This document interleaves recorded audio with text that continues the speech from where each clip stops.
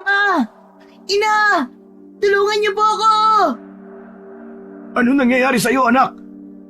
Estong, parang may humihila kay Agi. Ama! Saklolo! Ayokong sumama sa kanila! Tulungan niyo po ako! Sino kayo? Magpakita kayo! Tantanan niyo si Agi! Anong kailangan niyo sa aming anak? Huwag niyo siyang ilayo sa amin! Ama! Huwag niyong isama ang anak ko! Huwag! Baryo Masili, Tugigaraw. Isang lugar na kung saan iba't ibang istorya ng kababalagan at nakakakilabot na pangyayari ang dito'y naganap. Mga ilang dekada na ang nakakalipas. Estong! Estong! Oh, bakit, Betya? Ano nangyayari sa'yo at humahangos ka? Halika! Sumama ka sa akin! Bilisan mo! Saan nga? Sa may kawayanan! Dalian mo, Estong! Dalian mo! Teka, at magpapalit muna ako ng pantalon. Alam mo naman, kararating ko lang galing sa bayan.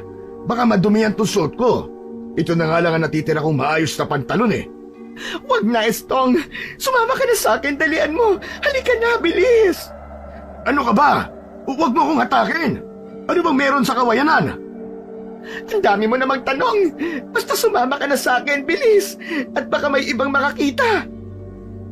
Bagamat nagtataka, ayaw sabihin kay Estong kung ano ang nakita ng asawang si Betya sa may kawayanan. Mas minabuti ng lalaki na sumama na lang. Lakad-takbo ang kanilang ginawa patungo sa lugar na kung saan may ibig ipakita ang asawa. Yan ang nga ba't sinasabi ko eh, tuloy! Nadumihan tong pantalon ko! Oh, nandito na tayo. Ano bang meron dito sa kawayanan? Tumingala ka! Ayun! Ano yun? Malaking pugad na nakaipit sa pagitan ng mga puno. Oo! May laman ang pugad na yan, Estong! Abay natural, may lamang itlog. Kaya lang itlog ng ano? Abay sa laki ng pugad na yon, anong klase ng ibon na nangingitlog dyan? Hindi itlog ang nasa pugad, Estong! Hindi itlog! Hindi itlog? Abay, ano? Hotdog ba? Hotdog lang ang pwedeng pumasok sa pugad, hindi ba? Ikaw talaga, Estong! Puro ka kalokohan! Kung ano-anong iniisip mo! Sabi mo kasi hindi itlog ang nasa pugad. Aba, di malamang ahas. Minsan kasi, nagpapainit ang ahas sa pugad. Ano ka ba naman, Estong? Hindi ka makausap ng matino. Betya, seryoso ko. Ikaw itong... Pero teka, kung di itlog, hindi din hotdog, at hindi rin ahas ang nandun sa pugad, ano? Basta, merong laman yung pugad. Bakit, nakita mo na ba? Narinig ko, Estong. Nagpapatawa ka ba, Betya? Teka nga, pasalat nga ng leg mo kung mainit. Baka may sakit ka eh. Ano ka ba? Wala akong sakit. Totoo ang sinasabi ko. Narinig ko kung anong laman ng pugad. Ay nako, kung ano-ano sinasabi mo, Betya. Halika na at umuwi na tayo. Ikaw na tao ka, baka kung ano na nangyayari sa'yo. Ito ba yung mga naputol mong kawayan? Ako na ang papasa ng mga ito. Halika na, uuwi na tayo. Estong, sandali lang. Hindi pa nga natin nakukuha yung pugad eh. Kawawa yung naroon. Betya, malapit na ako mapikon sa'yo ha. Bakit ba? Ano bang meron sa pugad? Sanggol, Estong. May sanggol dun sa pugad na nakaipit sa pagitan ng mga punong kawayan. Betya, nahihibang ka na ba? Naririnig mo ba mga sinasabi mo? Abay baka namamatanda ka na at sinapian ng kung anong nilalang dito sa kawayanan. Totoo ang sinasabi ko. Kaba, saka hindi ako nahihibang. Magtigil ka na nga. Tayo nang umuwi. Hahatakin na sana ni Estong ang asawa upang piliting umuwi na sila nang biglang makarinig siya ng iyak ng sanggol. Galing ang iyak sa gawing itaas ng mga kawayan. Galing sa loob ng pugad. Aba, teka. Iyak ng sanggol yun ah. Sabi ko na nga sa iyo eh. Galing yun sa pugad. Paano nagkaroon ng sanggol sa lugar na ito? At nakalagay pa sa pugad? Hindi ko rin alam. Pero mas mabuti kunin mo na ang pugad. Ibaba mo at baka kumapano yung sanggol na nasa loob. Kahit may pagtataka at pagdududa si Estong, ay sinunod pa rin niya ang utos ni Betya. Gusto rin niyang matiyak kung sanggol nga ba o kung anong itsura noon. Dahil nahirapan si Estong kung paano kukunin at ibaba ang pugad, kaya tinulungan siya ng kanyang asawa. Maayos naman at ligtas nilang naibaba ang malaking pugad. Hindi sila makapaniwala na isang malusog at magandang sanggol nga ang naroon. Malaki siya, Estong. Nakakatuwa siya. At tumigil sa pag-iyak nang makita niya tayo. Ay ano, tignan mo't ngumingiti pa. Ang cute-cute niya, Estong. Kakargahin ko. Parang gusto niyang magpakarga. Abay wag, Bakit? baka kung anong gawin sa'yo. Ano ka ba naman? Hindi mo ba nakikita? Ang cute niya at mukhang anghel. Tapos nag-iisip ka na baka kung anong gawin sa akin. Anong gagawin sa akin ng isang napaka-cute na sanggol? Paano, Betya, kung isa siyang tiyanak? Pagkakarga mo sa kanya, biglang magbago ang anyo, maging halimaw at sakmalin ang leeg mo. Ganyan yung mga nangyayari sa pelikula. Napanood ko na yon. Sa pelikula yon. Pero ramdam ko, hindi galing sa kung sino mang impacto ang batang ito. Kung hindi siya galing sa kampo ng dilim, abay saan galing? At bakit iniwan sa ganitong lugar? Galing siya sa Diyos, Estong. Hulog sa atin ng langit. Aba, napaka-imposible naman yata ng sinasabi mo. Hindi na napigilan pa ni Estong ang asawa na kargahin ang sanggol. Gaya ng ikinakatakot ng lalaki, wala namang masamang nangyari kay Betya. Sa halip na magbago ang anyo ng sanggol, ay isang matamis na ngiti ang lumitaw sa labi nito. Oh, nakita mo na? Nginitian tayo. Nagpapasalamat siya sa atin dahil iniligtas natin siya. Abay teka, hubarin mo yung suot mong t-shirt. Bilis! Bakit? Di mo ba nakikita? Wala siyang saplot. Giginawin siya. Sige na, hubarin mo na yung t-shirt mo at ibabalot ko sa kanya. Sumunod si Estong sa asawa. Hinubad ang suot na t-shirt at ibinalot sa sanggol. Saka lumingon si Betya sa kaliwa, sa kanan, sa likod. Inaalam na baka may nakakakita sa kanila.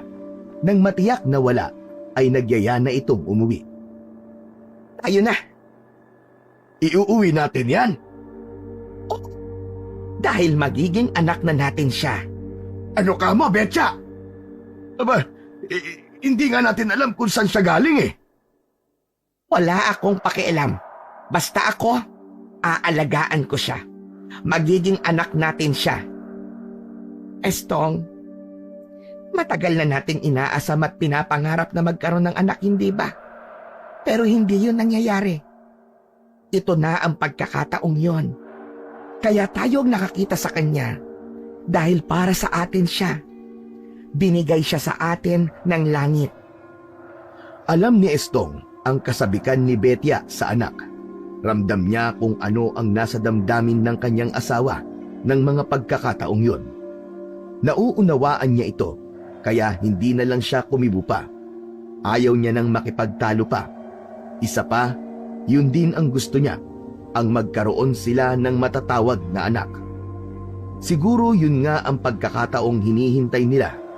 Kusang dumating sa kanila ang isang sanggol na aalagaan at ituturing nilang anak.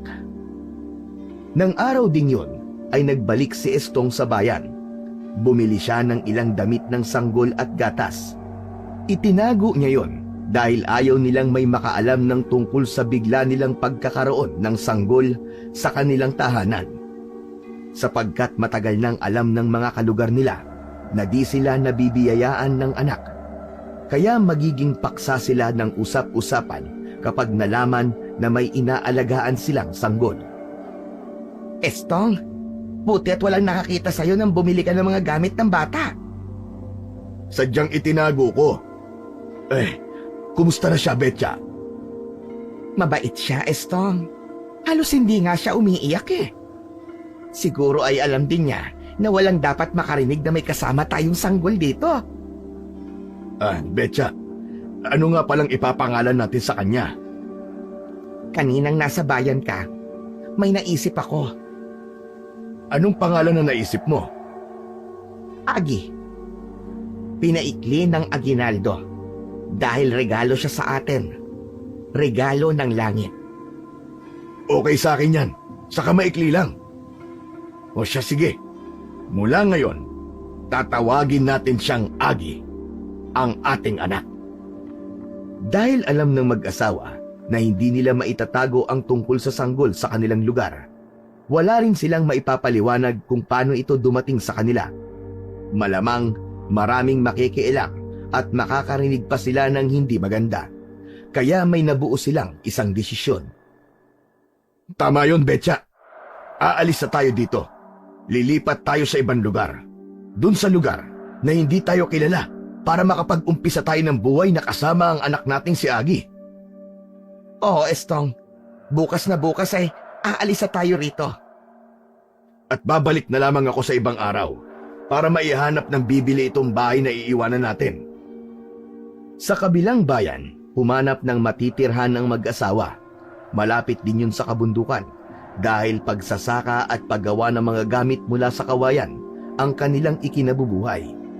Alam nilang tama ang kanilang naging desisyon upang mailayo rin ang kanilang anak sa pakikialam ng mga tao.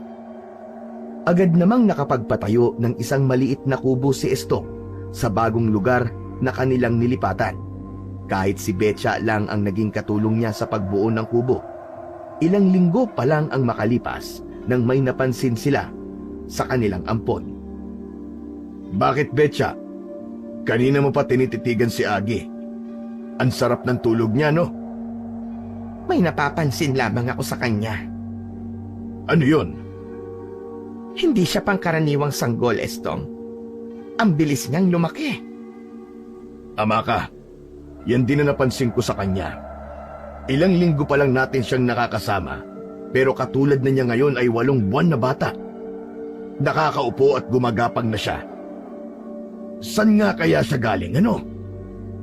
Hindi ko na iniisip yan, Estong. Ang mahalaga sa akin ngayon ay nararanasan ko kung paano magkaroon ng anak. Ang maging isang ina. Ang maranasan ng damdamin ng pagiging isang magulang. Dahil nga nasa ibang lugar na ang mag-asawa, kaya walang nagtatanong at nag-uusisa sa kanila. Malaya nilang nagagawa ang gusto nila kasama si Agi. Naipapasyal nila ito sa kahit saan. Sa bawat araw na lumilipas ay may mga nadidiskubre sila sa kanilang anak. Katulad na lamang ng minsang iniwan nila itong natutulog. Sandali silang lumabas upang may kunin. Subalit pagbalik nila sa kanilang bahay, ganun na lang ang kaba nila. Estong! Diyos ko! Bakit, Betya? Wala sa kanyang duyan si Agi. Nawawala ang anak natin. Pero paano mawawala siya? Hindi tayo lumayo dito sa kubo. Wala ring ibang tao na pumasok dito sa ating bahay. Asan siya, Estong? Nawawala ang anak natin. Baka gumapang lang. Nahulog mula dito sa kanyang duyan. Agi! Agi, anak! Agi! Asan na ang anak natin? Hinanap nila sa loob ng bahay ang bata, pero hindi nila makita. Maya-maya pa ay nakarinig sila ng paghagikgik at mula yon sa hinahanap nilang anak. Galing ang mumunting tawa sa bubong ng bahay, sabay na napatingala ang mag-asawa, hindi makapaniwala sa kanilang nakita. Diyos ko! Estong, nasa bubong si Agi at nakalambitin! Ba't napunta ka riyan, anak? Patuloy sa paghagikgik ang bata, tuwang-tuwa na wari ba'y nakikipaglaro. Huwag kang bibitiw, anak! Sandali! Mahuhulog ka! Estong, dalian mo, kunin mo na siya! Sandali! Kailangan ko ng kawayang hagdan para makuha ko siya. Babalik kagad ako. Subalit bago pa makalabas ng kubo si Estong, ay bumitaw sa pagkakalambitin sa bubong si Agi. Nasindak si Betya. Opo, Diyos ko! Agi! Pero baliwala lang yon dahil patayong bumagsak si Agi sa lupa, nauna ang mga paa. Doon din nila nalaman na nakakalakad na pala ang kanilang anak. Ang buwan pa lamang ang nakakalipas mula nang makapiling nila ito. Ngunit nakakalakad na katulad na ng mahigit 1 taong gulang na bata. Pambihira ka! Tinakot mo kami, anak! Akala namin kung nasan ka na. Paano mo nga pala nagawa yun? Nakapunta ka sa bubong at naglambitin ka pa. Tapos nang bumitaw ka, bumagsak ka na parang pusa. Una ang paa. Hagik-gik na tawa lang ang naging tugon ni Agi. Anak, huwag mo nang uulitin yun, ha? Pinakaba mo kami ng ama mo. Bukod sa mabilis na paglaki ni Agi, ay yun ang unang pangyayari na nagpakita ng kakaibang kakayahan ang bata. Kaya lalo lamang naging palaisipan sa mag-asawa kung saan nga ba siya nagmula. Kung saan mundo ito galing o mula sa ibang planeta. Subalit hindi doon natapos ang mga kakaibang kaganapan sa buhay ng bata. Dahil nang minsang iniwan nila ito sa bahay, ay mas nakakagulat at nakapanghihilakbot ang kanilang nadiskubre. Kupo, Diyos ko! Estang! Bakit? Ano nangyari? Aba! Naliligo sa dugo si Agi! Diyos ko, Estang! Patay na ang anak natin! Hindi! Gumalaw siya, Betya! Buhay si Agi! Saka, tignan mo! Wala naman siya sugat! Pero saan galing ang mga dugo sa katawan niya? Tingnan mo! May patay na malaking sawa sa sulok ng ating bahay. Halos madurog ang katawan! Anong ibig sabihin nito? Si Agi ang pumatay sa sawa? Ewan ko. Pero walang ibang pwedeng gumawa ng kundi siya lamang. Dahil si Agi lamang ang naiwan dito. Matulin pang lumipas ang mga araw at buwan. Maraming di pangkaraniwang kakayahan si Agi na ipinapakita. Bukod sa mabilis na paglaki, lakas ng mga braso, bilis sa pagtakbo, ay batid nilang may mga madidiskubre pa sila. Kung pagmamasdan si Agi, ay katulad na siya ng isang batang nasa edad na 10. Gayong nasa 6 na buwan pa lamang nilang nakakasama ang bata. Lumaking moreno ang kulay ng balat, at gaya ng buhok ng mais ang kulay ng buhok nito. Likas na malikot at mahilig gumala. Hinahayaan lamang ito ni na Estong at Betya. Basta wag lang itong lalayo at magtutungo sa kung saan. Hindi ipinasok ng mag-asawa si Agi sa eskwelahan dahil alam nilang hindi siya pangkaraniwan. Si Betya at Estong ang nagtiyagang magturo sa kanya. Ikinagugulat ng mag-asawa ang taglay na talino ng bata. Madali niyang natatandaan ang mga aralin na kanilang itinuturo. Agad siyang natuto ng pagbibilang, pagbabasa at pagsusulat. Minsan naglalaro sa kakahuyan si Agi nang makita niya ang isang tigre mula sa kakahuyan. Inatake nito ang isang kalabaw. Takot ang kalabaw sa tigre. Nagwawala ito, subalit hindi makalayo dahil nakatali sa isang puno.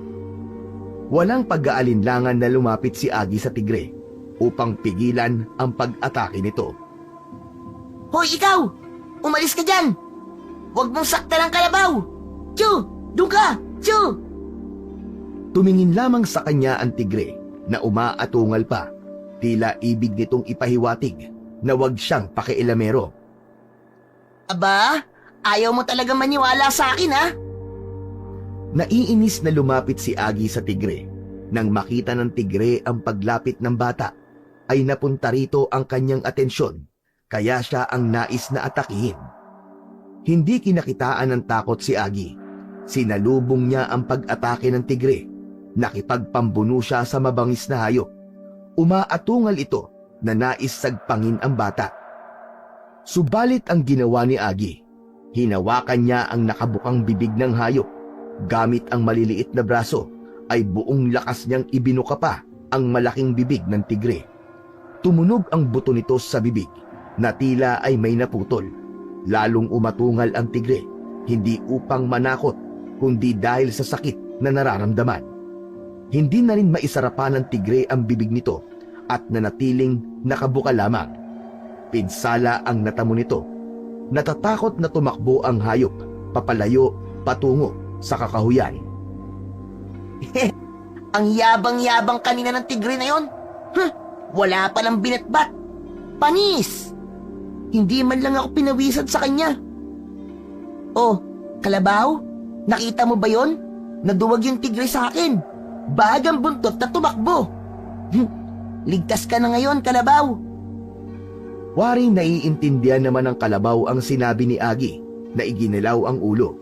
Tumango ito na tila sumang-ayon at nagpasalamat. Pagkatapos ng ginawang pagliligtas ni Agi sa Kalabaw, ay umuwi na siya. Alam niyang kanina pa nag-aalala ang kanyang mga magulang. Saan ka ba nang galing, bata ka? Kanina pa kita hinahanap. Isasama ka sana ng ama mo sa pagdi-deliver ng mga basket para maging pera. Namasyal lang po ko, ina. Saka may tinulungan po ako. Ano ka mo? Tinulungan? Opo, yung alagang kalabaw po ni Tata Ompong. Inatake po kasi ng hayop gubat eh. Ano? Paanong tinulungan mo? Nilabanan ko po yung tigre. Binali ko po yung kanyang panga. Ano ka mo? Nasaktan ka ba, anak? Baka nasugatan o nakagat ka ng matatalas niyang ngipin. Hindi po, ina. Natakot nga po sa akin yung tigre. Ayun, nagtatakbo po papunta sa kagubatan. Hindi ako makapaniwala sa ginawa ng anak niyo, Betya. Halos sabay na napalingon ang mag-inang Betya at Agi dahil may biglang nagsalita sa kanilang likuran. Si Tata Ompong, ang may-ari ng Kalabaw, at nakakita kay Agi kung paano nito tinalo ang tigre na umatake sa kanyang kalabaw. Kayo po pala, Tata Ompong. Nakita niyo po ba ang ginawa ko, Tata Ompong? Oo, Agi. Hindi ako makapaniwala na nagawa yun ng isang batang katulad mo. Isang mabangis na hayop ang nakalaban mo. Hindi ko nga mawarian kung bakit nagkaroon ng tigre sa gubat na yon. Tata Ompong, baka nagkakamali lang po kayo. Hindi pa ganun kalabo ang mga mata ko, Betya. Nakita ko ang kakaibang lakas ng anak nyo ni Estong. Pambihira siya. Namamalikmata lang po kayo siguro. Ano bang sinabi mong namamalikmata? Kitang-kita ko nga. Hindi ako maaaring magkamali. Nag-alala si Betya. Yun ang iniiwasan nilang mag-asawa, na malaman ng ibang tao ang tungkol sa kakaibang kakayahan ng kanilang anak. Tata Ompong, may ipapakiusap po sana ako sa inyo. Ano yun, Betya? Pwede po bang wala kayong ibang pagsasabihan ng nakita nyo? Baka po kasi iba ang isipin nila tungkol sa anak namin. Sige, kaya ko namang manahimik. Pero bakit nga ba may ganoong kakayahan si Agi? Paano siya nagkaroon ng ganong lakas? Di po rin namin alam, Tata Ompong. Palaisipan pa rin po sa aming mag-asawa kung kanino yun namanan ni Agi. Paanong isinilang ko siyang kakaiba? Hindi maaaring sabihin ni Betya sa matandang kausap niya ang katotohanan, lalo na't naroon ang kanilang anak. Kaya yun na lang ang kanyang tanging paliwanag. Pero ramdam ng matandang lalaki na may itinatago ang mag-asawa. Hindi siya kumbinsido sa naging paliwanag nito. Ang tungkol sa mga pangyayaring yon ay agad na ipinaalam ni Betya sa kanyang asawa. Subalit ang tanging nasabi lang nito ay dapat mas maging maingat sila. Siya na rin ang bahalang kumausap kay Tata Ompong upang hindi na makarating pa sa kung kanino man ang tungkol kay Agi na nakita ng matandang lalaki. Hanggang isang umaga ay may nakakakilabot na balita na kumalat sa baryo.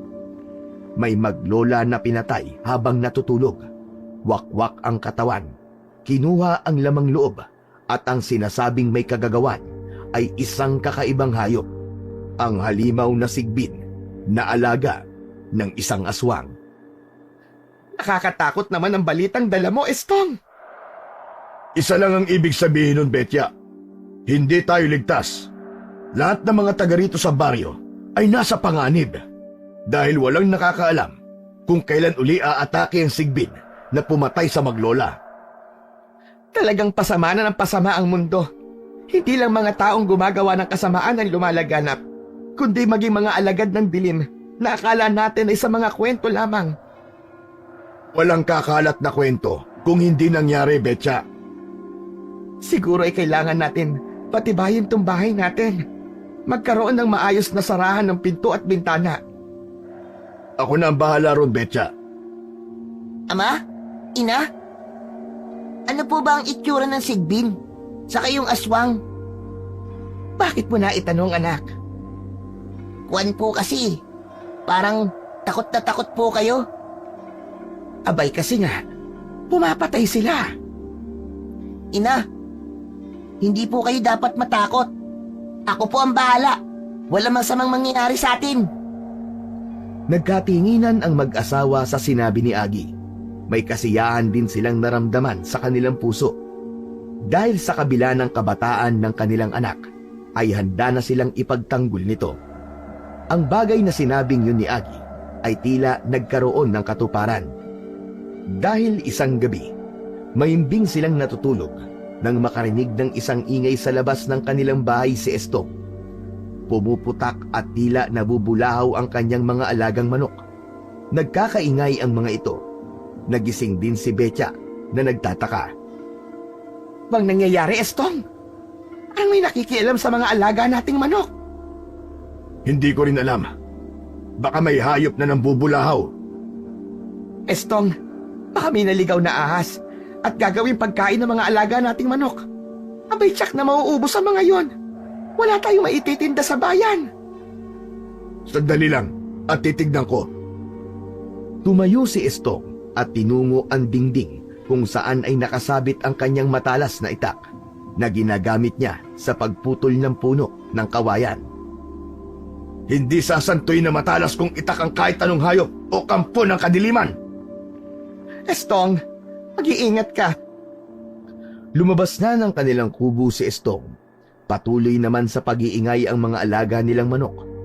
Wala naman siyang nakitang ahas o kahit anong ligaw na hayop na naroon at ibig gawing pagkain ang kanyang mga alaga. Pero iba ang nararamdaman ni Estong. Alam niya may mga nakakubli mula sa dilim hanggang sa mapansin niya ang ilang pares ng mga mata mula sa kadiliman, nanlilisik at kulay apoy. Andito sila. May mga sigbin na nakamasid. Agad na inihanda ni Estong ang hawak na itak. Sige! Subukan nyo lang lumapit at atakihin ang mga alaga ko. At siguradong mahahati ang katawan nyo, mga sigbin! Hindi ako natatakot! Agad na umatake kay Estong ang alaga ng aswang, isang sigbin na ang muka ay pinaghalong aso at kambing. Tumutulo ang laway at nakalitaw ang matutulis na pangil kapag umaatungal. Sumugod ito kay Estong. Isinalubong ni Estong sa sigbin ang kanyang matalas na itak. Buong lakas niyang hinataw ang kanyang itak, dahilan para maputol ang leeg ng halimaw. Wala kang kawala ngayon! Hiwalay na ang ulo mo sa iyong katawan! Umatungal ang isa pang halimaw. Sa pagkakataong yun, hindi na isa, kundi dalawa ang aatake kay Estong. Dahil sa pagkagulat, ay paupong bumagsak si Estong. Lumagpas sa kanya ang pag-atake ng dalawang sigbin. Nabitiwan din niya ang itak dahil sa kanyang pagbagsak. Umatungal ang dalawang sigbin.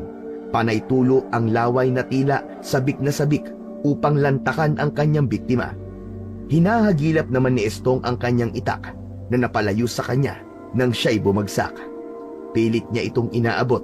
Gumagapang si Estong. Kailangan niya itong mahawakan. Maaabot ko na ang itak ko! Diyan! Subalit bago paganap na maabot at mahawakan ni Estong ang kanyang armas, ay magkasabay na umatake ang dalawang sigbin. Bago pa tuluyang masagpang ng mga halimaw si Estong, ay humarang ang batang si Agi. Mabilis ang mga pangyayari. Kitang-kita ni Estong ang biglang pagharang ng anak para iligtas siya.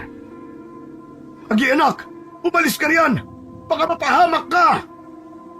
Huwag kang matakot, Ama. Ako po ang bahala. Umatungal ang dalawang sigbin sa naging paghadlang ni Agi. Lalong nagalit at nagwala ang dalawang halimaw. Agad naman na hinawakan ni Agi ang leeg ng sigbin. Sinakal niya ang hayop na yon. Pinilipit ang leeg hanggang sa matanggal ang ulo sa lakas ng pagkakapilipit ng bata. Napanganga na lamang si Estong sa nakitang ginawa ng anak. Sunod na sumugod ang isa pang sigbin sa bata. Hindi na yon sinakal ni Agi. Hindi rin pinalipit ang leeg, kundi hinawakan lang ito ng bata sa isang paa. Iwinasiwas at ipinaikot-ikot pa sa ere at saka buong lakas na ipinukol sa kadiliman. Atungal na lang ang tanging maririnig sa hayop. Ipinagpagpa ni Agi ang kanyang dalawang kamay na tila nagyayabang. O ayan, Ama. Wala na po sila. Sabi ko po sa inyo eh. Akong bahala sa inyo eh.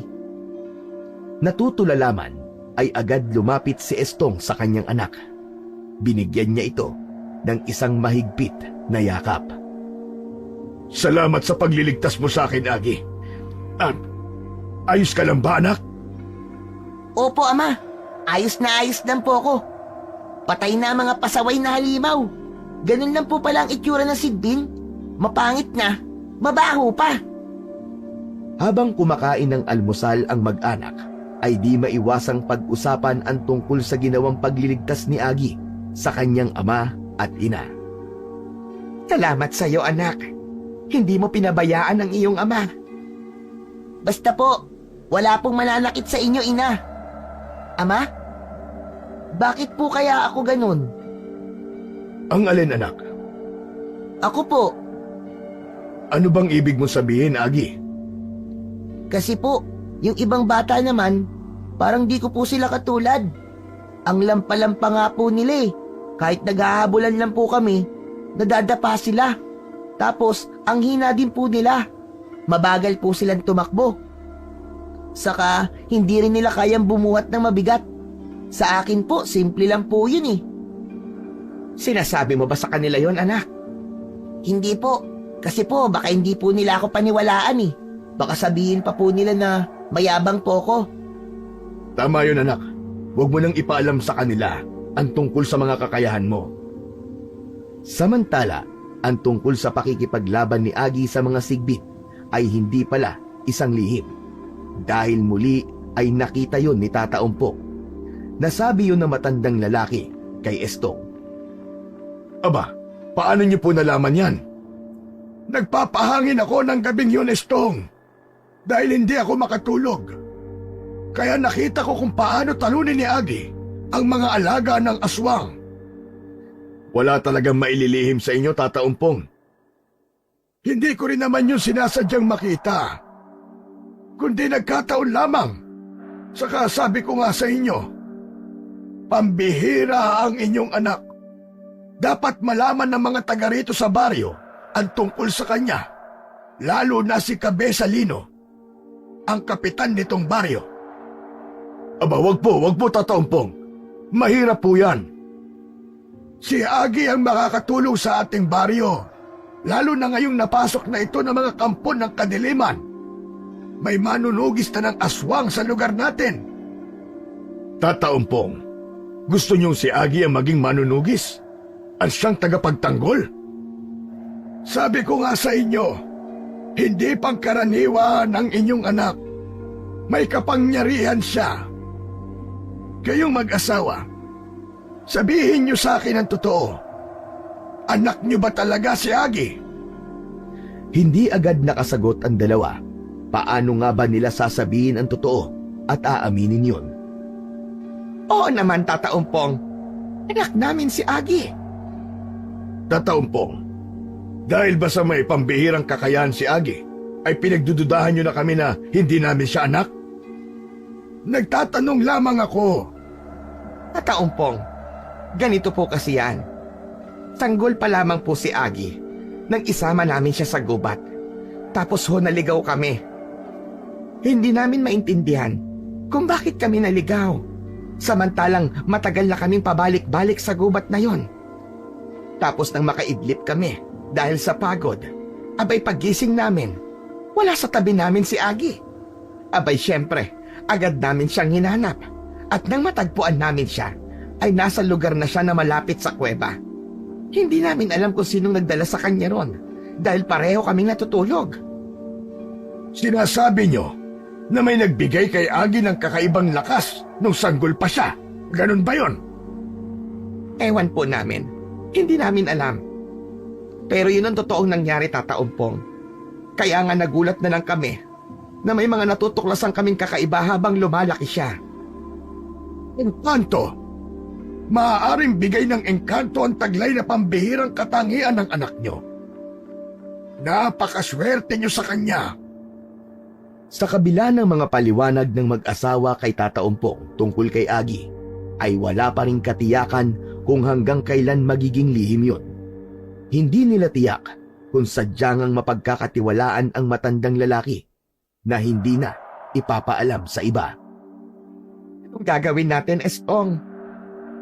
Hindi ko rin alam, Betya.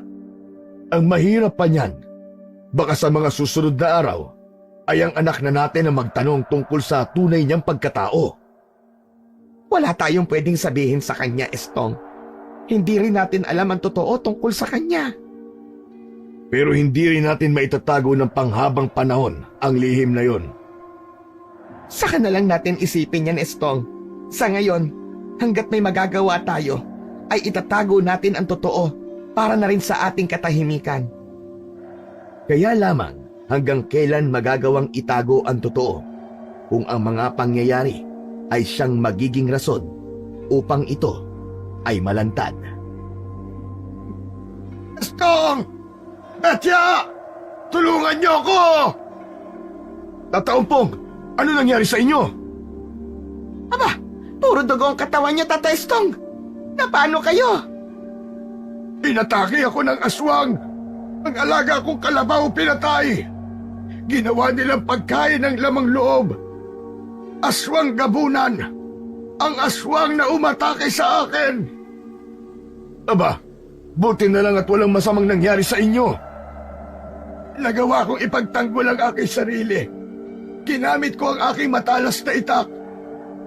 Pambihira. Mukhang hindi na talaga sila titigil. Iniisa-isa nila ang mga taga rito sa baryo natin. Ang anak nyo, siya lang ang maaaring maasahan para ipagtanggol ang baryo sa pag-atake ng mga aswang. Hindi po maaari ang sinasabi niyo, Tata Umpong. Huwag sana kayong maging makasarili, Betya. Napakabata pa po ng anak namin para humarap sa mga kampo ng kadiliman. May pambihirang kakayahan si Agi. Nakita ko yun. Siguro, kaya kayo napadpad sa baryong ito dahil yun ang magiging misyon ng inyong anak. Tata Umpong, hindi namin maaaring ilagay sa peligro ang buhay ng aming kaisa-isang anak. Pero, ayos lang ba sa inyo na maraming mapahamak, na maraming mamatay dahil sa ginagawang pag-atake ng mga aswang? Ayos lang po sa akin, Ama. Haharapin ko po mga halimaw na aswang. Agi, anak! Ano bang sinasabi mo? Sabi po ni Tata Umpong, marami ang mapapahamak kapag walang humarap sa mga yon. Kaya ako na lang po. Hindi maaari. Hindi ako papayag. Ano ba ang kailangan kong gawin para pumayag ka, Betya? Nasa panganib na ang ating baryo. Ngunit, malalagay din po sa panganib ang buhay ng aking anak. Musana kaming pangunahan, Tata Umpong. Kami ang magdidesisyon para sa anak namin. Pero ito sana ang ilagay nyo sa inyong isipan. Kapag maraming napahamak dito sa baryo natin, baka kainin kayo ng inyong konsensya at magsisi kayo sa bandang huli. Hindi maganda sa pandinig ng mag-asawa ang binitiwang salita ni Tata Umpong. Bakit kailangang magsisi sila kapag may nangyaring kapahamakan sa baryo? Pero alam nilang sinasabi lamang yun ng matandang lalaki upang mapapayag sila. Dahil sa mga balita ng pag-atake ng iba't ibang uri ng aswang sa baryo, ay lalong sinidlan ng takot ang mga naninirahan doon. Sinikap ng kapitan na ipunin ang mga kalalakihan upang magronda tuwing gabi. Dala nila ang iba't ibang armas na ginawa ng mga kalalakihan. Subalit sa kabila ng mahigpit na pagroronda, ay meron pa ring nagiging biktima, ang aswang. Ang nakakalungkot ay wala namang napapatay ang mga nagroronda. Dahil mas mabilis, mas maingat ang mga kampon ng dilim.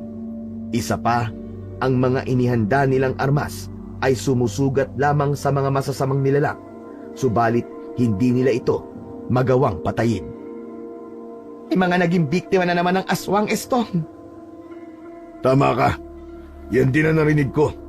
Usap-usapan ng mga nag-uumpukan doon sa tindahan na binilang ko ng asukal at kape. Sobra-sobra na ang takot na dala nila. Anong gagawin natin? Bakit ako ang tinatanong mo? Betcha, alam ko ang ibig mong sabihin. Napag-usapan na natin ito, Estong. Hindi pwede si Agi. Teka, nasan nga pala ang batang yon? Walang kaalam-alam sina Betya at Estong na ang anak nilang hinahanap ay kasalukuyang may nakitang mga aswang. Dahil kahit araw ay may mga aswang na umaatake sa baryo. Sila ang aswang na kung tawagin ay aswang malakat. Nakakatakot ang kanilang kulubot na muka. May matutulis na ngipin at nagliliyab na mga mata.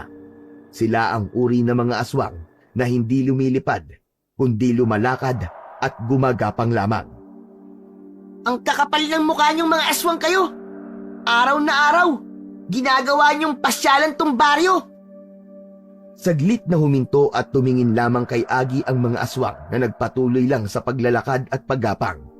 Patungo sila sa mga kabahayan. Ops! Bastos kayong mga aswang kayo ah. Kinakausap ko pa kayo. Tinalikuran niyo na kagad ako. Tila walang narinig ang mga aswang malakat. Umungol lamang ito. Ungol na tila galing sa ilalim ng lupa. Nagpatuloy sila sa paggapang.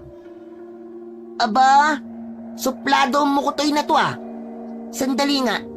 Ayaw mo akong pansinin ah. Sige lang, hihilahin ko ang paa mo. Napasigaw ang aswang nang hilahin ni Agi ang paa nito. Nasaktan sa paghatak ng bata. Ano? Sige, bastusin niyo pa ako. Galit na tumitig sa kanya ang ibang aswang dahil sa ginawa ng bata sa kanilang kasama. Pinaikutan nila si Agi. Aba! Anong drama to ha? Uy, pinaikutan niyo pa ako ha? Bakit? Maglalaro ba tayo ng trip to Jerusalem ha? Mga aswang na pangit? Sabay-sabay na umatake kay Agi ang mga aswang malakat. Walang ibang armas ang bata, kundi tanging ang kanyang mga kamay lamang. Isang malakas na suntok ang pinakawalan. Tinamaan ang ulo ng isa sa mga aswang na umatake. Nakapagtataka na humiwalay ang ulo nito sa katawan sa lakas ng suntok ni Agi. Mula sa leeg na naputulan ng ulo ay sumirit ang itim na likidong tumama pa sa muka ni Agi. Yak! Ang bastos mo ha! Wala ka nang ang ulo, dinuraan mo pa ako. Kadiri ka! Ang baho-baho! Oh, ikaw naman! Gusto mo rin bang maalisan ang ulo ha? Kausap ni Agi ang isa pang aswang na palapit sa kanya.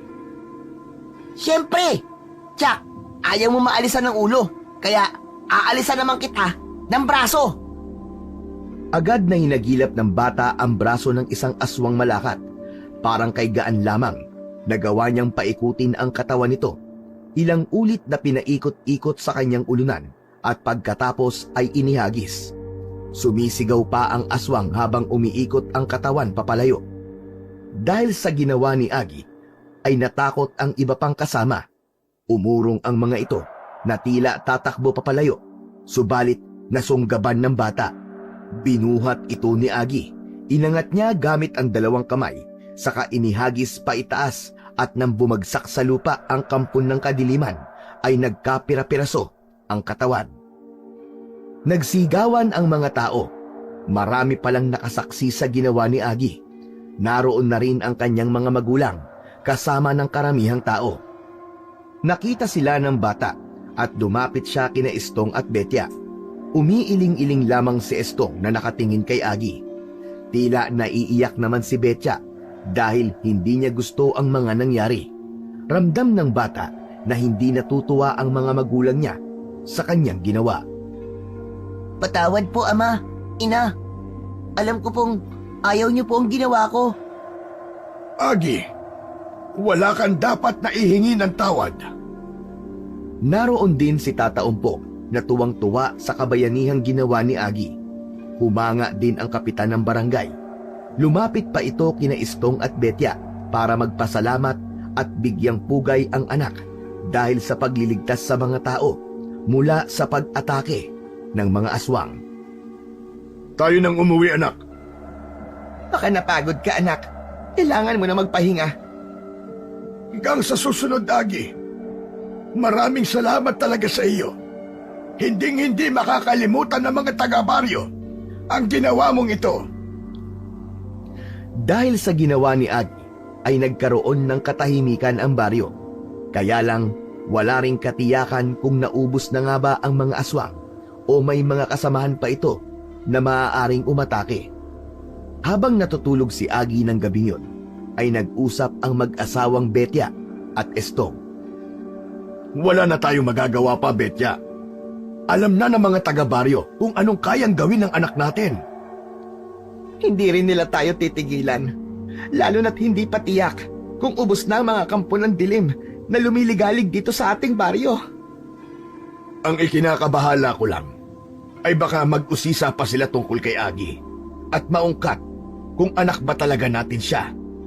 Yun ang nga rin ang iniisip ko.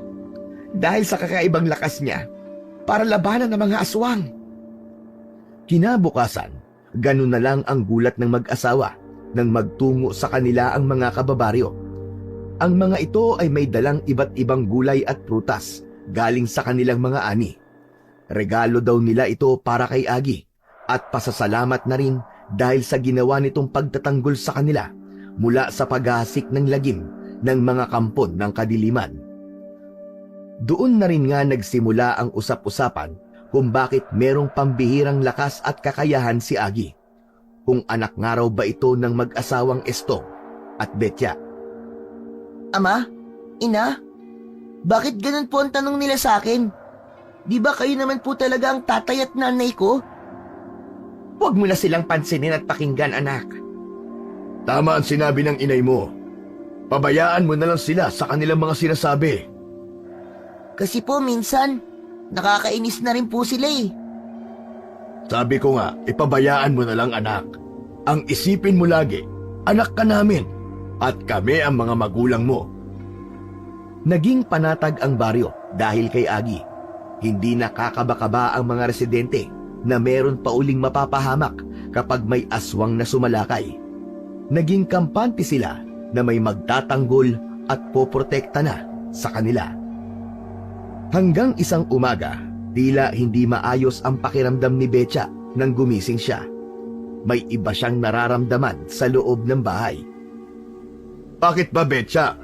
Kanina ka pa balisa at hindi mapakali. Iba talagang nararamdaman ko ngayon, Estong. Ano bang nararamdaman mo?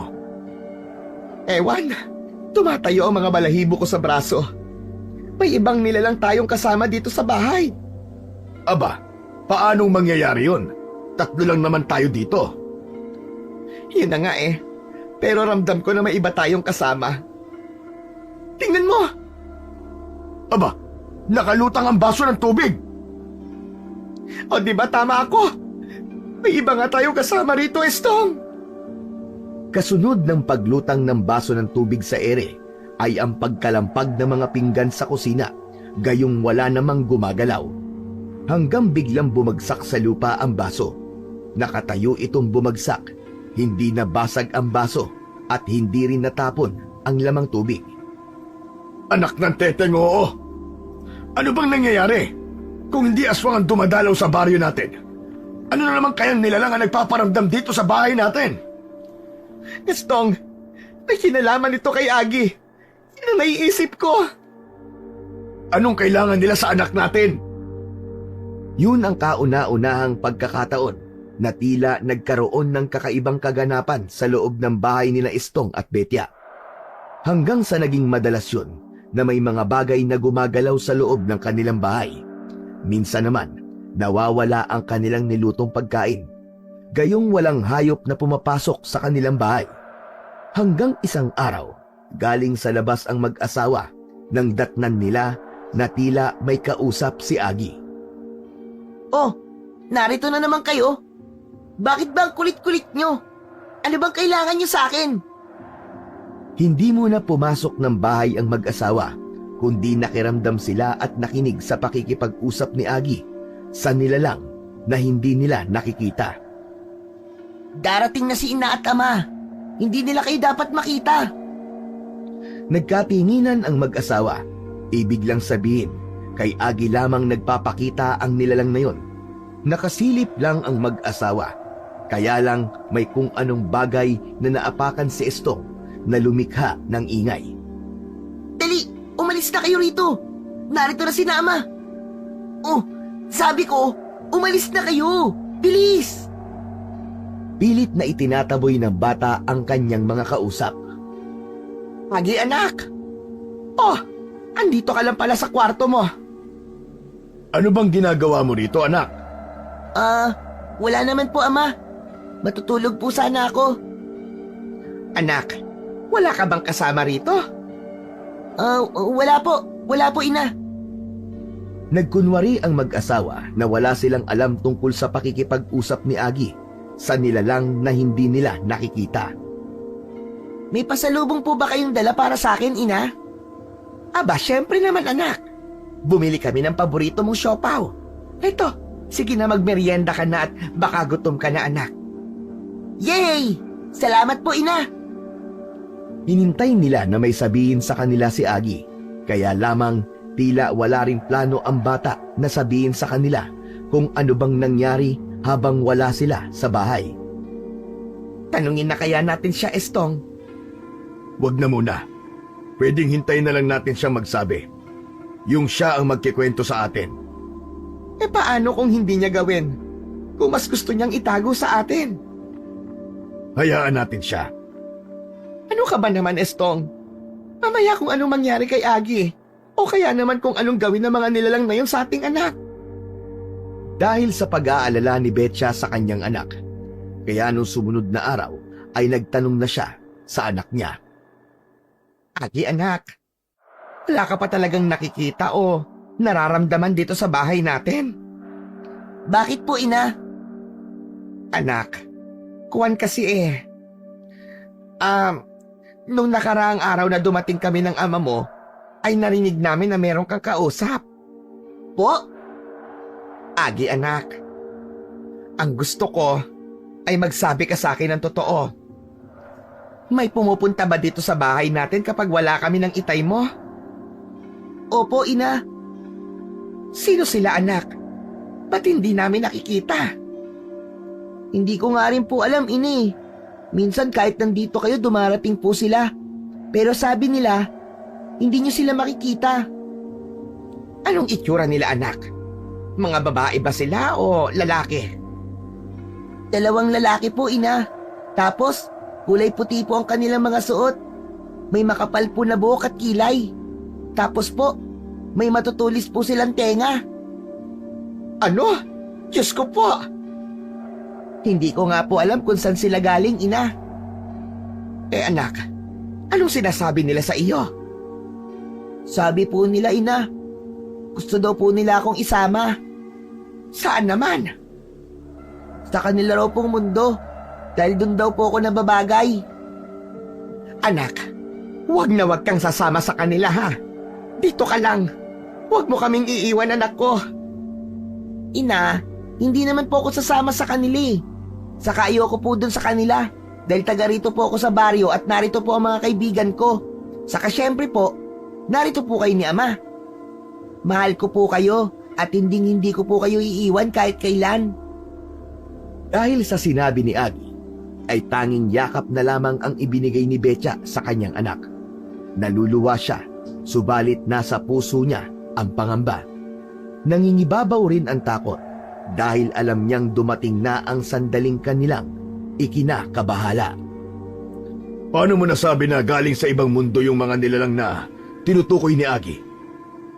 Dahil base sa kanyang mga sinabi, Estong. Estong, narito sila dahil meron silang pakay. Si Agi, baka gusto nilang makilala. Hindi lang yun, Estong, kundi kukunin na nila ang anak natin. Kaya naman ng mga sumunod na araw ay hindi na umalis ang mag-asawa na magkasama, kundi tinitiyak nila na may maiiwang kasama ang bata o kaya ay isasama nila si Agi sa kanilang mga pupuntahan. Nag-aalala sila na baka hindi na nila datnan sa kubo ang bata sa kanilang pag-uwi kapag iniwanan nila. Minsan, malalim na ang gabi at mahimbing na natutulog ang mag-asawa nang may kung anong nilalang ang paikot-ikot sa kanilang bahay. Walang kaalam-alam sina Estong at Betya.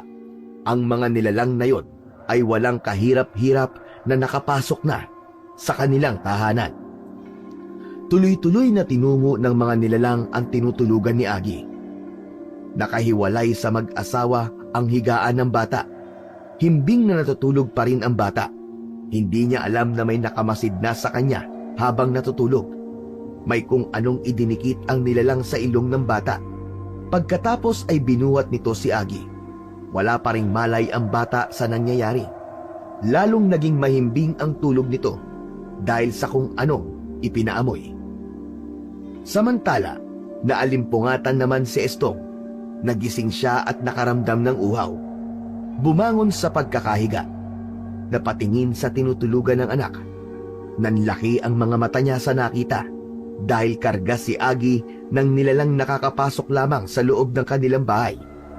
Hindi siya ang tinutukoy ni Agi dahil isang magandang babae ang nasa harap ngayon ni Estong. Hindi mga lalaki na gaya ng sinabi ni Agi. Sino ka? Bitiwan mo ang anak ko! Ibaba mo siya! Tulog na tulog pa rin si Agi na walang alam sa nangyayari o kaya'y dahil sa epekto ng ipinaamoy sa bata. Saan mo dadalhin ang anak ko? Bitiwan mo siya! Akmang itatakas na ng babae ang bata nang mahagilap ni Estong ang kanyang itak na laging nakahanda sa kanilang paanan sa ilalim ng banig. Agad na inihataw ang patalim. Tinamaan ang paa ng nilalang na may karga kay Agi. Nabitawan nito ang bata at agad na lumabas ng bahay upang tumakas. Bago ganap na tumakas ay naging anyong malaking aso ang babae, saka matuling tumakbo palabas. Dahil sa komosyon na nangyari ay nagising si Betya. Nagtataka kung bakit may hawak na itak ang asawa. Diyos ko, Estong! Anong gagawin mo sa itak na yan? Ba't hawak mo ang itak? May pinaplano ka bang masama sa akin? Anong kasalanan ko sa'yo? Papatayin mo ba ako? Hoy, Betya, tumigil-tigil ka nga sa mga sinasabi mo. Pambihira ka. Bakit naman kita papatayin? Eh, mahal na mahal kita. Ay, ganun ba? Mahal na mahal mo ba ako? Ang sweet mo naman sa akin, Estong. Pahalik nga. Tigilan mo nga ako. Teka, sandali, Estong. Bakit hawak mo yung itak mo? Napasok tayo, Betya. May nakapasok dito sa loob ng bahay natin. Gusto niyang kunin si Agi. No! Si Agi? Teka, nasa si Agi? Nasa na anak natin? Ayan o, natutulog pa rin. Mabuti na lang at nagising ako. Nataga ko ang paanan nila lang na ibig kumuha sa anak natin. Anong nilalang yun, Estong? Isang magandang babae na may mahabang buhok yung nakita ko kanina na ibig kumuha kay Agi. Loko ka! Babae mo yun ha, walang hiya ka, Estong! Huwag mo ako niloloko! Pambihira ka. Ano bang iniisip mo? Wala akong babae. Ikaw, kung kailan tumanda ka, saka ka naging praning. At hindi ako nakikipaglokohan sa'yo, Betya. Lalong hindi rin ako, Estong. Posibleng isang aswang yung babaeng nakita ko. Aswang na kung tawagin ay bangkilan. Siya yung uri ng aswang na mula sa hanay ng kadatuan na may kakayahang maging isang hayop. Pero wala ba siyang masamang ginawa kay Agi, Estong? Kundi ang ibig niya'y kunin lamang ang bata. Pero bakit? Anong gagawin niya sa anak natin? Hindi ko rin alam, Betya. Hindi kaya siya ang ina ni Agi? Ano ka mo? Isang aswang ang nanay niya. Imposible yata yon. Sa panahong kasama natin si Agi, wala tayong nakitang pagbabago sa anyo ng bata. Kaya imposible yata yung sinasabi mo. Ang sarap ng tulog ko. Nanaginip po ako kanina na may bumuwat po sa akin.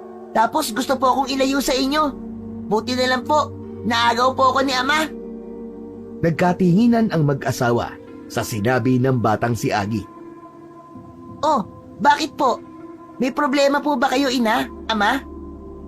Parang natulala po kayo ah. Ako po ba yung pinag-uusapan nyo kanina? Ay, hindi anak, hindi. Nako, naabala na pala namin ang tulog mo. Ayoko po ng ganong panaginip. Kasi po, ayoko po mawala sa inyo. Gusto ko kayo lagi ang kasama ko. Kaya hindi ako papayag na may kukuha po sa akin. Naging palaisipan sa mag-asawa ang mga nangyayari. Una ang nilalang na hindi nakikita na madalas ay kinakausap ni Agi. Ngayon naman, may babaeng mahaba ang buhok na posibleng aswang bangkilan at gustong kumuha sa kanilang anak. Sino nga ba ang mga ito? Bakit nagkaka-interes kay Agi? Samantala, hindi pa rin ganap na natapos ang problema sa mga aswang na umaatake sa baryo. May mga sandali na biglang dumarating ang mga ito. Subalit hindi naman sila binibigo ni Agi. Siya ang naging tagapagtanggol at manunugis ng mga aswang. Hindi na kumukontra pa ang mag-asawang Estong at Betya dahil alam nilang kayang-kaya ni Agi kung paano haharapin ang mga kampon ng kadiliman. Gaya ngayon, muli ay kailangang harapin ng bata ang mga aswang na lumusob sa baryo. Kayo talaga ah! Ang kukulit nyo! Wala kayong kadala-dala! Galit na sinigawan ni Agi ang mga aswang na umatake. Ayaw nyo talagang tigilan tong baryo namin ah! Kaya sa pamamagitan ng bilis, ay agad na sinunggaban ni Agi ang mga aswang na nasa kanyang harapan. Nahawakan ang mga paa ng mga aswang na gumagapang at isa-isa itong pinaikot sa ere at inihampas sa lupa. Sabog ang katawan at kumalat pa ang lamang loob, saka umalingasaw ang mabaho at malansang amoy. Samantalang ang mga aswang na lumilipad naman ay ginamitan naman niya ng bato. Buong lakas na pinukol niya ang mga yon. Nang tamaan ay bumagsak sa lupa sa kasinunggaban ni Agi at sinakal katulad ng ginawa niya sa ahas nung atakihin siya. Walang kalaban-laban sa kanya ang mga aswang na nakakaharap niya. Sadyang ipinanganak marahil siya upang maging tagapagtanggol at lumaban sa mga aswang. Dahil napagod sa pakikipaglaban ay nakatulog si Agi sa pag-uwi niya sa kanilang bahay. Abala naman sa kanilang ginagawa sa labas ang mag-asawang Estong at Betya. Subalit biglang narinig ng mag-asawa ang sigaw ng kanilang anak. Si Agi yun ah! Sumisigaw siya! May nangyayari sa anak natin! Agad silang pumasok ng bahay. Nakita nila na nakalutang sa hangin si Agi. Wari may humahawak at humahatak sa kanya. Agi! Anak! Ano nangyayari sa'yo? Ama! Ina! Tulungan niyo po ako! May kumukuha po sa akin! Gusto nila akong isama! Maawa kayo! Huwag niyong kunin ang anak namin! Ayoko sumama sa inyo! Dito lang ako kay Ina at Ama! Sino ba kayo? Magpakita kayo sa amin! Huwag kayong magtago! Mula sa gawing likuran ni Agi ay nagpakita ang dalawang pambihirang nilalang. Sila ang madalas na nakakausap ng bata kapag naiiwang mag-isa sa bahay. Dalawang lalaking nakaputi na may makapal na buhok. Kumikislap ang mga mata at matutulis ang dalawang tenga. Nagulat at nanlaki ang mga mata ni na Estong at Betya. Sino kayo? Bakit niyo gustong kunin ang anak namin? Ama, huwag niyo po akong ipakuha sa kanila. Saan ba kayo galing? Pakabilang daigdig.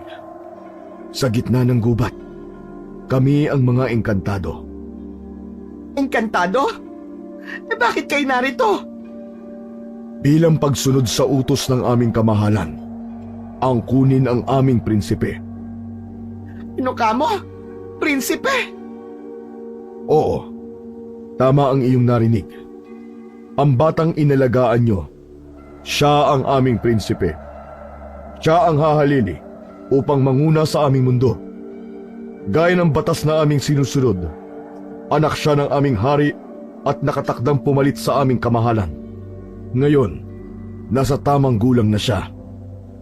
Ama, ano po sinasabi nila? Agi, hindi ka para sa daigdig na ito. Iba ang daigdig mo. Hindi ko alam ang sinasabi nyo. Taga rito ako sa baryo. Sina Ama Estong at Ina Betya ang mga magulang ko. Yun ang akala mo, Agi. Subalit ang katotohanan, hindi ka taga rito. Dahil ibang nilalang ka. Hindi sila ang tunay mong mga magulang. Ama? Ina? Totoo po ba ang sinasabi nila? Hindi kayo ang totoong magulang ko? Hindi niyo po ba ako anak? Agi anak, patawarin mo kami ng iyong ama kung inilihim namin sa iyo ang totoo. Dahil hindi rin namin alam kung sinong tunay mo mga magulang, anak. Pero kahit hindi ka namin tunay na anak, ay ginawa namin ang aming makakaya para alagaan at mahalin ka na parang isang tunay na anak. Alam kong nakita at naramdaman mo ang ginawa naming pagpapalaki at pagmamahal sa iyo. Hindi po yan totoo. Kayo po ang mga magulang ko. Patawarin mo kami, Agi. Pero kahit hindi ka namin tunay na anak, mahal ka namin. Handa namin gawin ang lahat para sa iyo. Hindi pa rin po ako sasama sa kanila. Dito lang po ako sa inyo, Ina, Ama. Ayoko po sa daigdig na sinasabi nila. Para sa akin, kayo po ang mga magulang ko. Wala kang magagawa, Agi. Sa aming mundo ka na babagay. Doon ang tunay mong daigdig, kasama ang mga kalahi mong engkantado. Tayo na. Hinihintay ka na ng aming kamahalan. Bitawan niyo ako. Hindi ako sasama sa inyo. Huwag niyo na lang sanang pilitin ang bata. Pabayaan niyo na lang siya dito sa amin. Masaya dito si Agi. Masaya sa amin ang bata. Kailangan naming gawin ang aming misyon. At hindi kami makakabalik sa aming mundo na hindi kasama ang aming prinsipe. Kaya sa ayaw at sa gusto mo, Agi, sasama ka sa amin. Nasa ganun silang pagtatalo nang mula sa kaliwang bahagi ng pintuan ay pumasok ang isang nilalang. Ang nilalang na nakita ni Estong na ibig ring kumuha kay Agi nang natutulog ito. Isang magandang babae. Siya ang aswang bangkilan. Hindi niyo siya maisasama. Betya, siya ang babaeng sinasabi ko. Ikaw naman pala ang ibig ring kumuha sa aming anak. Oo, dahil kailangan ko siyang makuha sa inyo. Ano kasi ni swerte? Pagkatapos namin palakihin si Agi, kukunin mo siya ng ganun-ganun na lamang. Aba, masaya ka. Wala kang karapatan na kunin si Agi sa amin. Anak namin siya. Sino ka naman ba? At bakit gusto mo rin akong kunin? Dahil ako ang may lubos na karapatan sa iyo. Ano ka mo? Okay ka lang ba? Hindi ka naman siguro nakadrugs, ano? Anong magkakaroon ka ng karapatan kay Agi? Dahil ako ang kanyang tunay na ina.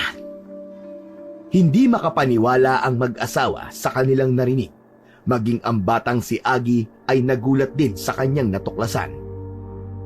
Ibig sabihin, ikaw ang nag-iwan kay Agi sa pugad dun sa kawayanan?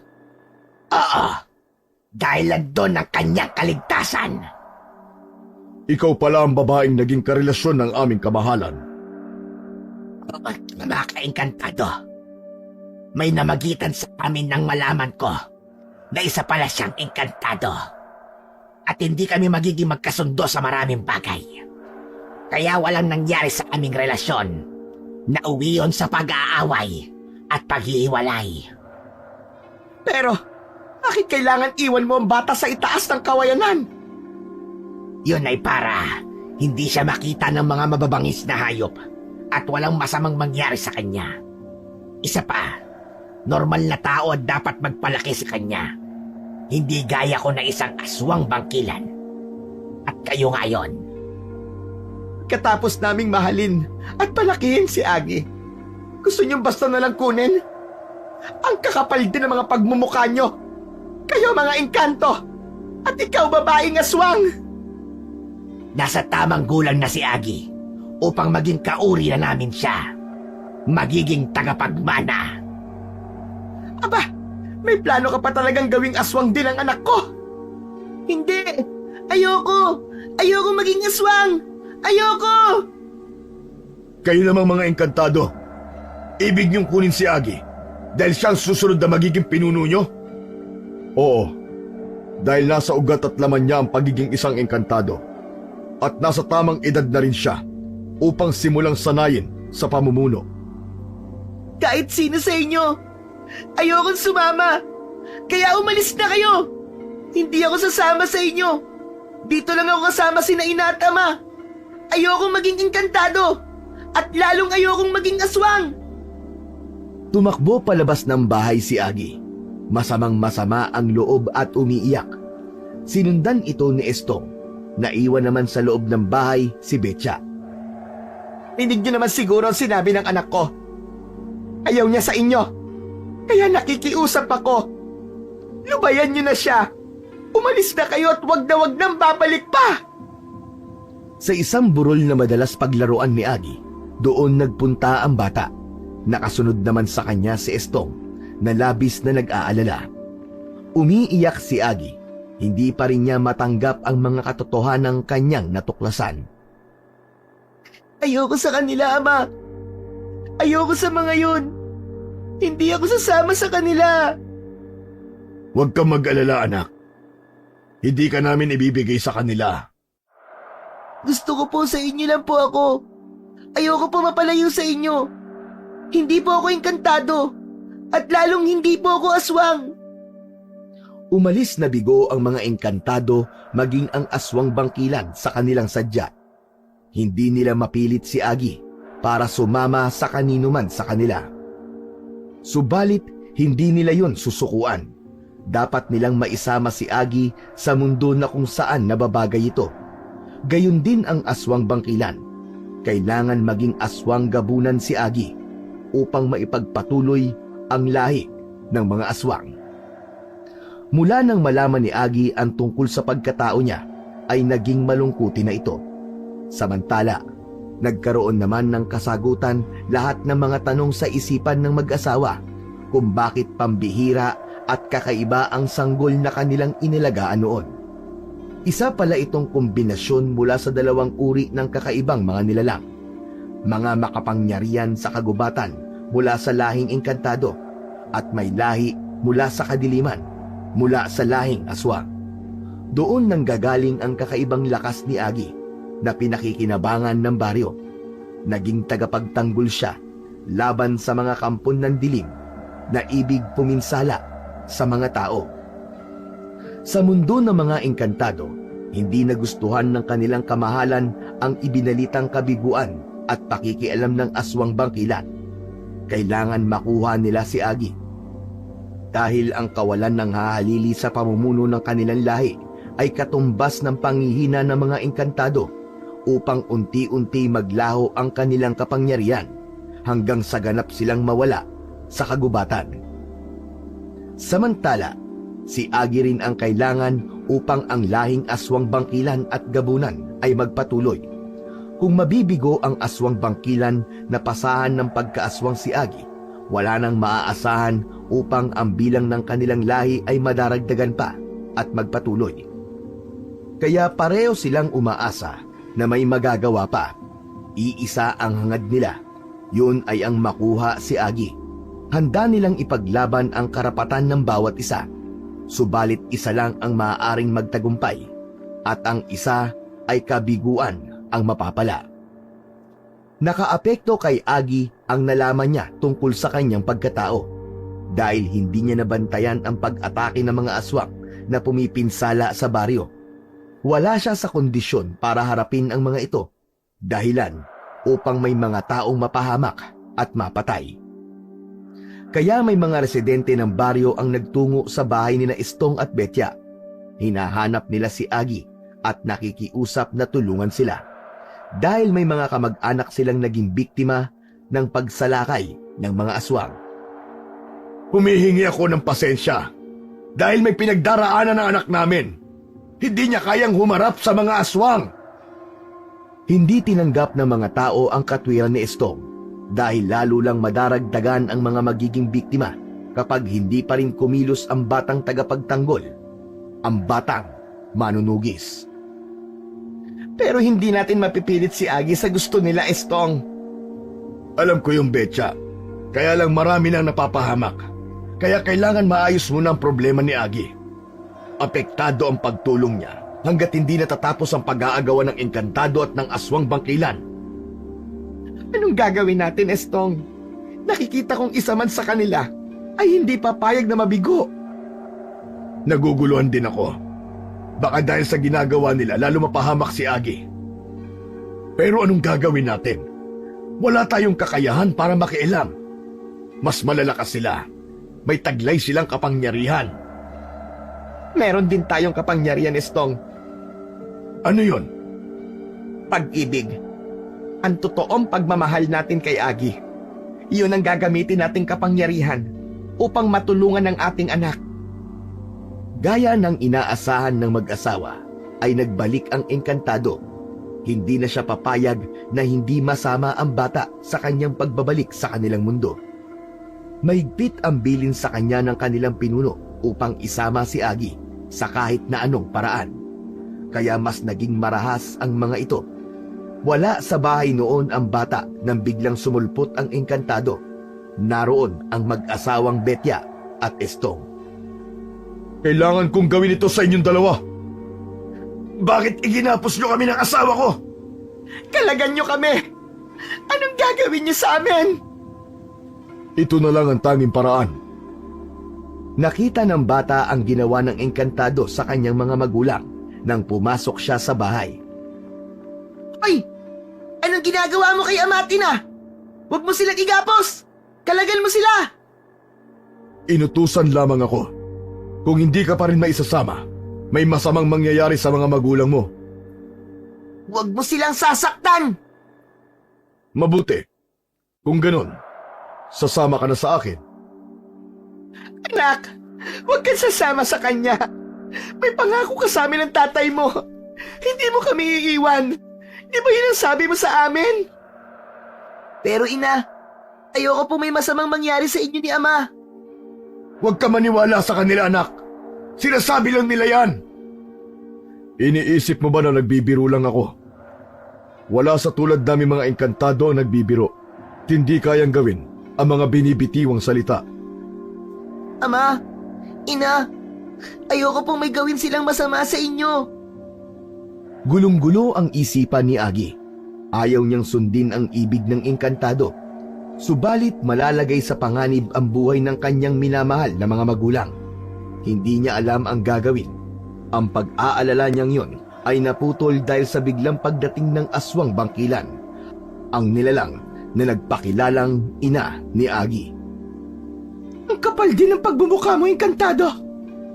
Nakuha mo ba talagang takutin si Agi para lang sumama sa'yo? Hindi ako nananakot. Totoo ang sinabi ko na may masamang mangyayari sa mag-asawa kapag di pa rin siya sumama sa akin. Hindi niyo siya maisasama. Dahil sa akin mapupunta ang anak ko. Ako ang magsasama sa kanya. Para sa akin siya. Ako ang may karapatan. Ah, ganon. Hindi mangyayari ang ibig mo, babaeng aswang. Hinihintay na siya ng aming kamahalan na kanyang ama. Lalong hindi naman ako makapapayag na sumama sa iyo ang anak ko. Wala na rin akong pakialam sa sinasabi mong kamahalan. Kahit ama pa siya ni Agi. Isinumpa ko na siya. Dahil nagsinungaling siya sa akin. Isa siyang manluloko. Ang utos niya sa akin ay patayin ang sinumang hahadlang sa aking plano.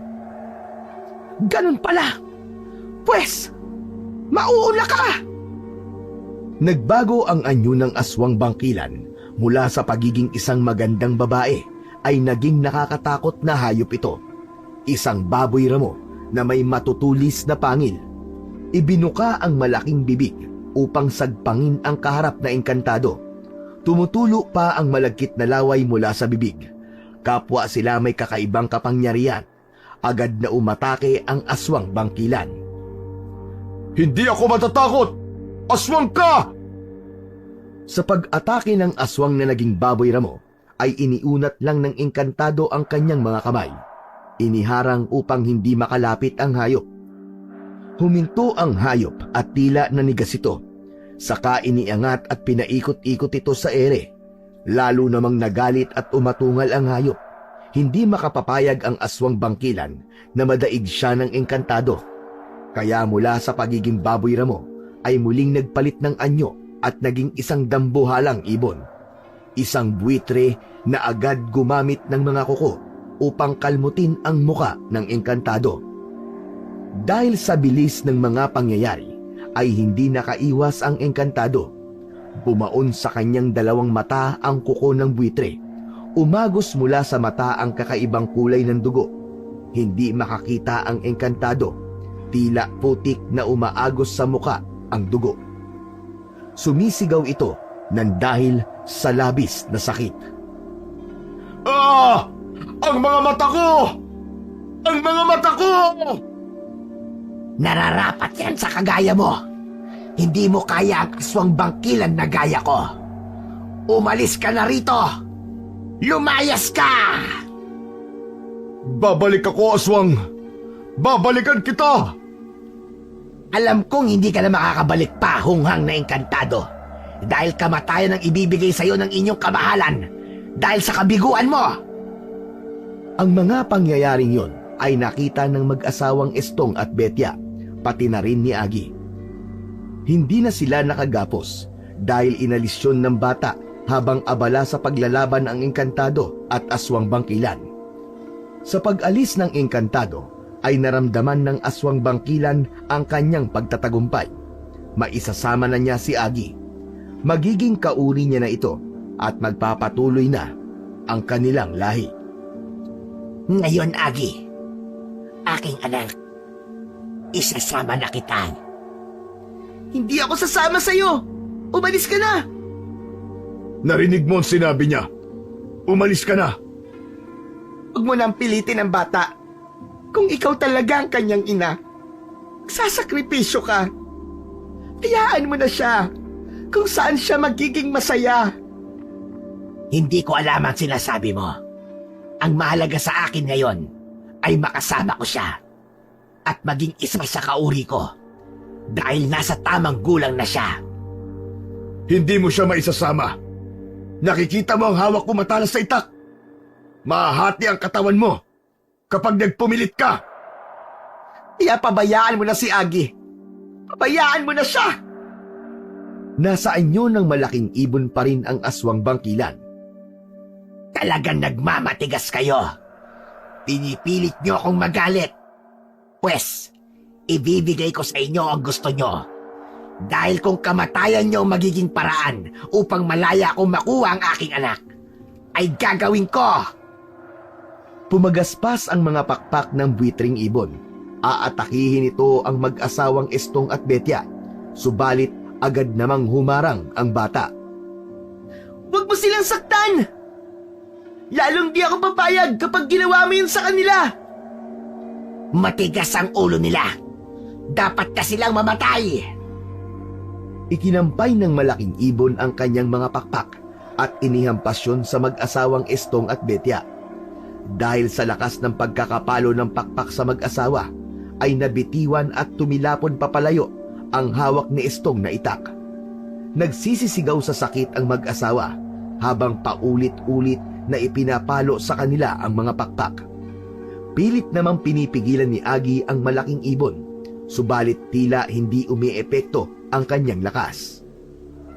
Mapapagod ka lamang, Agi. Wala kang magagawa. Hindi mo magagamit ang lakas mo sa akin dahil alam ko kung paano yun pipigilin. O ang iyong ina. At ako ang nakakaalam kung paano makokontra ang kakayahan mo. Maawa ka naman kina ina at ama. Tama na! Tama na! Huwag mo silang saktan! Lupaypay ang mag-asawa, hinang-hina ang katawan. Puro mga pasa ang katawan dahil sa lakas ng pagkakapalo sa kanila ng pakpak ng malaking ibon. Awang-awa na si Agi sa nakilalang mga magulang. Halos madurog ang puso niya sa nakitang kalagayan ng mga ito. Hindi ka na naawa sa kanila. Napakasama mo! Masama ka! Kung di sila humadlang, hindi yan mangyayari sa kanila. Ako na lang sana ang sinaktan mo at hindi sila! Bakit naman kita sasaktan? Anak kita. Pero sa ginawa mo sa kanila, parang ako na rin ang sinaktan mo. Ano bang sinasabi mo, Agi? Ang mga taong sinaktan mo ay ang mga taong walang ginawa kundi ang ibigay sa akin ang pagmamahal nila. Inilagaan ako at itinuring na parang tunay na anak. Iniligay nila sa pangalib ang buhay nila para sa akin. Nagtiis sila para alagaan ako. Tapos ikaw, na nagpakilalang nanay ko ang mananakit sa kanila, ikaw na walang naging bahagi sa pagpapalaki sa akin. Kaya sa bawat sakit ay pinadarama mo sa kanila, sa bawat tampas at tagupit ng mga pakpak mo, doble ang sakit doon para sa akin. Tahimik na nakikinig lang ang aswang bangkilan na nasa anyo ng malaking ibon.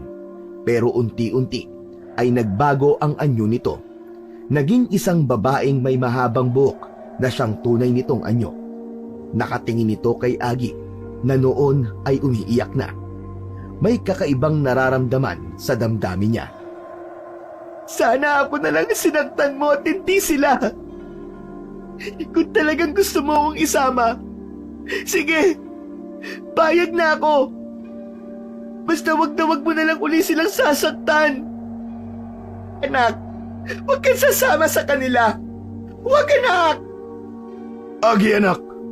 Sabi mo hindi mo kami iiwan. Ina, ama, kung di ako sasama sa kanya, hindi niya kayo titigilan. Mananatiling nasa pangalib ang buhay niyo at baka patayin niya kayo. Pero anak, hindi mo kakayaning mabuhay kasama siya. Isasakripisyo ko ang buhay ko, ina, para sa inyo ni ama. Huwag mo kaming alalahanin, Agi. Matatanda na kami. Pero may ipinangako po ako sa inyo na hindi ko po kayo pababayaan. Ako po ang poprotekta sa inyo at magiging tagapagtanggol nyo. Kaya gagawin ko lang po yun. Handa akong harapin ang kahit na ano, kahit pa mahirap, at kahit na maging kapalit pa nun ang buhay ko, para po sa kaligtasan nyo. Dahil mahal na mahal ko po kayo, ina, ama. Nanatiling tahimik ang aswang bangkilan. May kirot sa damdamin niya ang bawat sinasabi ni Agi. Tila tinatablan na ito. Ay na, aswang. Sige, isama mo na ako. Kung yun ang magiging paraan upang mabuhay pa na matagal at maging tahimik ang buhay ni na ina at ama, kunin mo na ako. Isama mo na ako sa mundo na sinasabi mo. Nakayuko ang aswang bangkilan. Sa likod ng muka na tila hindi makita ang emosyon, ay nararamdaman ng kanyang puso ang paghanga at pagmamahal na inuukol ng kanyang anak sa mga taong nagpalaki sa kanya at itinuring niyang mga magulang. Mga taong nagparamdam ng tunay na pagmamahal, ang pagmamahal na hindi niya naibigay sa anak habang lumalaki ito. Ngayon ay nais niyang alisin yon dahil sa kanyang pagiging makasarili. Gugustuhin niyang makita na nasasaktan at naghihirap ang kalooban ng anak para lang sundin ang tradisyon sa kanilang mga aswang. Ano pang hinihintay mo, aswang? Sige na! Kunin mo na ako! Sasama na ako sa idon sa mundong sinasabi mo. Doon ko na rin hihintay ng aking kamatayan. Dahil ilalayo mo ako sa mga taong itinuring kong buhay. Tayo na! Sige na! Isama mo na ako! Tahimik na tumayo ang babaeng aswang bangkilan. Hinawakan ang kamay ni Agi. Pinisil ng maigpit. Saka hinagkan. Oo, masama ako. Kapahamakan ang hatid ko sa mga tao. Pero kahit aswang ako ay may puso at damdamin pa rin ako.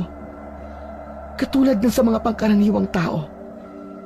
Nakita ko ang paghihirap ng kalooban mo. Naramdaman ko ang pagmamahal mo sa mga taong nagpalaki sa'yo. Tama ka. Maaari kita makuha at isama sa sinasabi kong mundo. Pero alam kong kailanman ay hindi ka magiging masaya. Kaya naman, ako na nagpapaubaya. Ina pa rin ako na kayang magsakripisyo para sa iyo, anak. Aswang man ako, pero meron pa rin pagmamahal. Paalaman ako, dito ka na sa mundo kung saan ay magiging masaya ka. Pagkatapos sabihin ng aswang bangkilan ang dapat niyang sabihin kay Agi, ay bigla itong nagbago ng anyo. Naging isang maliit na ibong itim at agad na lumipad papalayo. Hindi na iwasan ni na Estong at Betya na hindi maluha. Nakita nila na sa kabila ng pagiging masama at kampon ng kadiliman ng tunay na ina ni Agi, ay nangibabaw pa rin dito ang pangunawa at pagmamahal. Alam nila na tapos na ang kabanatang yun sa buhay ni Agi. Hindi na sila gagambalain pa ng mga nilalang na ibig na kumuha sa kanilang anak. Makakasama na nila si Agi at maipagpapatuloy na nito ang misyon upang maging tagapagtanggol ng baryo laban sa mga kampon ng kadiliman, gamit ang pambihirang lakas mula sa kanyang tunay na mga magulang. Gaya ng sinabi ni Betya, wala man silang malalakas at matatalas na armas laban sa mga kakaibang nilalang, subalit taglay nila ang pambihirang sandata. Ito ay ang pag-ibig. Nagawa nitong talunin ang kasamaan. Yun ang naituro at naitanim nila sa puso ni Agi. Dahil ang pag-ibig ang magbibigay ng kapayapaan at katiwasayan sa bawat nilalang. Ma! Ina! Tulungan niyo po ako!